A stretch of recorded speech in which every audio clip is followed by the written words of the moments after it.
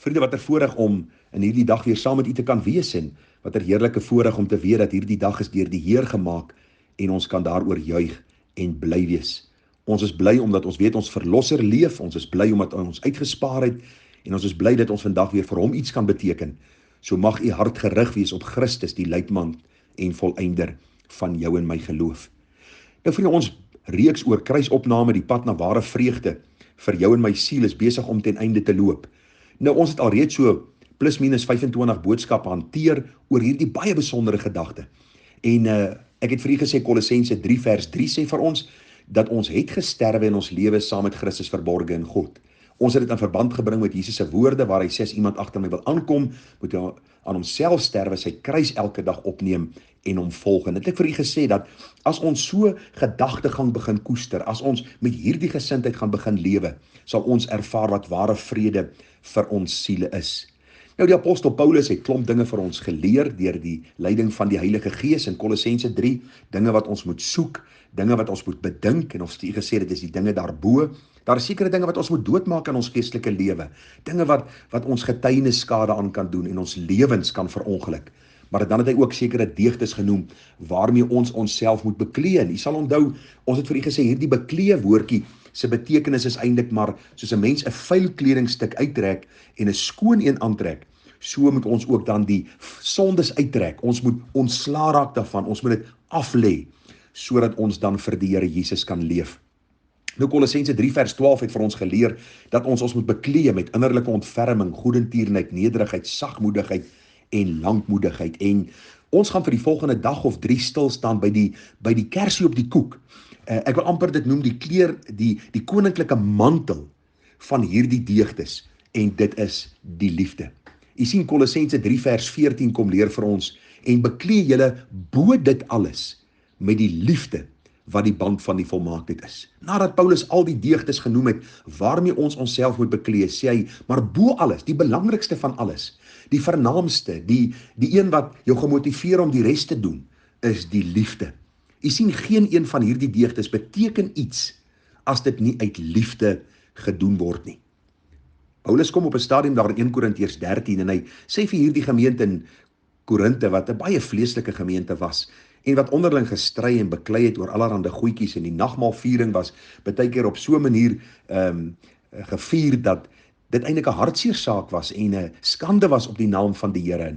En daar was soveel stryd oor wie's die beste prediker en hierdie een hang daai een aan en daai een hang die een aan. En Paulus kom en hy praat met hierdie gemeente en hy wys vir hulle op die skrif en wat sê die Here en hoe belangrik ons fokus op Christus is. En dat hy die leidsman en volëinder van ons geloof is. En dan kom hy in die baie bekende 1 Korintiërs 13 en hy sê vir ons, al sou ek die tale van mense en engele spreek en ek het nie die liefde nie, dan het ek 'n klinkende metaal of 'n lydende simbaal geword. Wat bedoel Paulus? Hy sê eenvoudig, as dinge in my lewe gedoen word sonder liefde, dan is ek letterlik soos iemand wat geraas maak. Nou, ons weet as ons kinders, as hulle klein is, die potte en panne, daar uit die rak uithaal en hulle begin met 'n lepel daarop slaan. Dis definitief nie musiek vir jou ore nie. En die apostel Paulus sê dis presies dieselfde.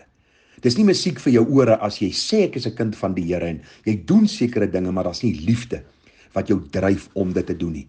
Daarom sê ons dat hierdie laaste gedagte, die laaste deugde, die liefde wat ons onsself mee moet beklee, is die koninklike mantel waarmee ons onsself gaan toevou. Want vanuit liefde vloei die gedagte van innerlike ontferming, goedertierenheid, nederigheid, sagmoedigheid en lankmoedigheid. Liefde dryf ons en vuur ons aan om dan te doen wat die Here van ons vra. Ag, dit is so mooi daar in 1 Korintiërs 13 vers 7. Dan lees ons die woorde dat die liefde bedek alles, glo alles, hoop alles, verdra alles. En as ons by die regte verstaan van liefde uitkom, dan gaan ons sien hoe en waarom liefde die belangrikste is. En waarom ons vir u sê dat as liefde nie die dryfveer is agter alles wat ek doen nie, dan is ek eintlik maar 'n klinkende metaal en 'n lydende simbaal. Dan maak ek lawaai, dan praat ek baie, maar dit wat ek gaan doen, gaan my woorde eintlik verraai dat iets in my hart nie reg is nie. Daarom wil ek by die Bybelse begrip uitkom van wat die apostel Paulus bedoel as hy sê, beklee julle bo dit alles met die band van die liefde. Nou vriende, kom by die eerste gedagte. Ek moet verstaan wat die Bybelse begrip van liefde is. As ek nie liefde reg gaan definieer en reg gaan verstaan nie, dan gaan ek nie kan lief hê soos die Here dit vir my vra nie. En dan gaan ek ook nie die ander deugdes in my lewe kan toepas en uitvoer soos die Here dit van my vra nie. Nou as ons moet die vraag probeer beantwoord, wat verstaan ek onder die Bybelse begrip van liefde of wat is liefde eenvoudig? Dan wil ek vir u die woorde lees van 1 Johannes 4 vers 8 en 16. Daar staan eenvoudig, God is liefde.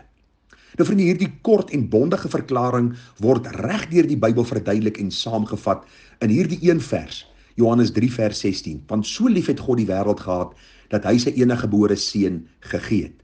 So as ons 'n Bybelse begrip van liefde wil ontwikkel, die regte begrip van liefde wil verstaan, dan moet ons sien dat God is liefde. En hoe word God se liefde geopenbaar?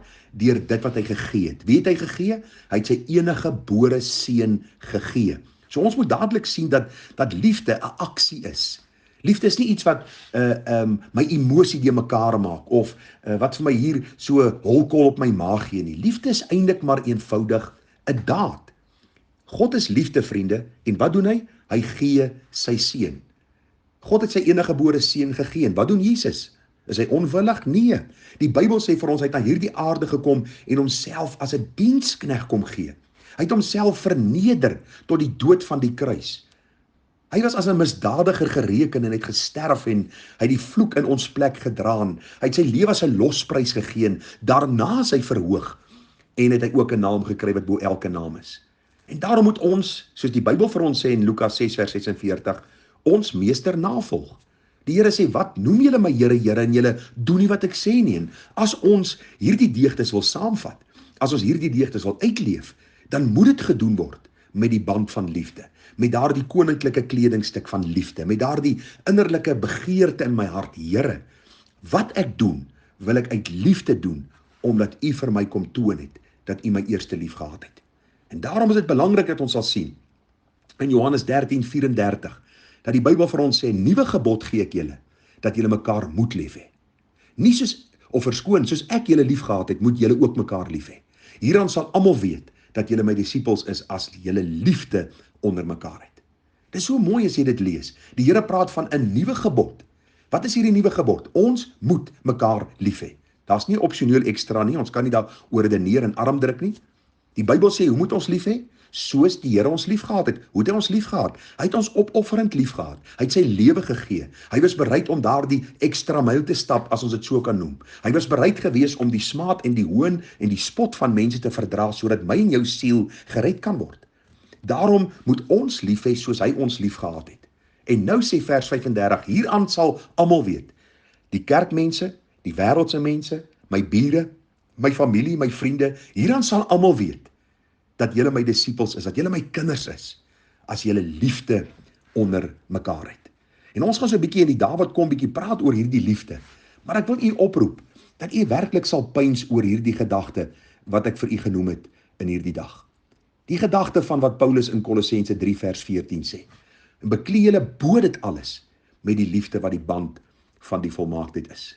Ek wil vir u die woorde lees van daardie baie besondere Gesang 74. Daar staan, God is liefde.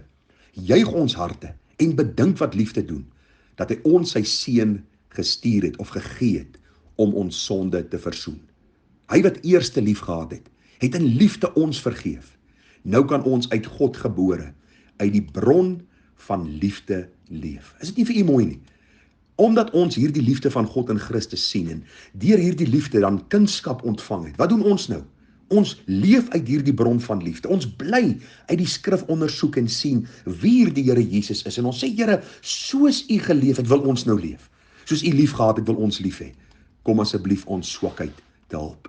Die laaste versie van hierdie baie besondere Gesang 74 sê, as die Vader in sy liefde dan die sondaar maak tot kind, mag sy seun al meer gestalte in ons doen en optrede vind.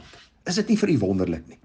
As hierdie liefde ons deel geword het, dan moet die liefde van Christus in ons meer en meer gestalte kry. Dis waaroor hierdie reeks gaan. Ons moet aan onsself sterwe, dat Christus in ons gestalte kan kry. Dit is die pad na ware vrede vir jou en my siel. Mag die Here ons genade gee, mag hy vir ons aanmoedig, bekragtig deur sy gees, en mag ons lief hê, soos Christus lief gehad het. Ag vriende, kom ons doen 'n gebed saam. Hemelvader, ons bid dat U ons deur U Gees sal in staat stel en waar ons dan môre en oormôre gaan stil staan by die verdere boodskappe oor die saak van liefde, bid ek vir U wysheid en vir U genade om ons werklik te begelei op hierdie pad, sodat ander kan sien dat ons aan U behoort. Here, ons bid dat U vir ons nou ryklik sal seën, gebruik ons in U diens tot U eer en ons bid dit met danksegginge. Amen.